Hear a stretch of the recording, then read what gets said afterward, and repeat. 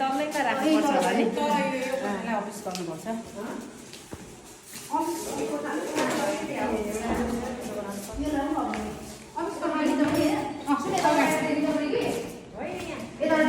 यसलाई अफिस कोठा राखौँ न किनभने सबैजना आएको गएको सबै कुरा लिएर यहाँबाट यसलाई अफिस कोठा राखौँ अनि त्यस पछाडि उतापट्टि हाम्रो डकुमेन्ट्सहरू राख्ने ठाउँ त्यो भन्नु अर्को कोठालाई यो कोठालाई हामीले डकुमेन्ट्स राख्ने ठाउँ बनाउनु अफिस कोठा डकुमेन्ट्स राख्ने ठाउँ यो त्यस पछाडि मिटिङ जस्तो क्या यो हाम्रो कोठा यो ठुलो छ यसलाई मिटिङ हल बनाउँ न एउटा मिटिङ यसलाई मिटिङ सबैको लागेर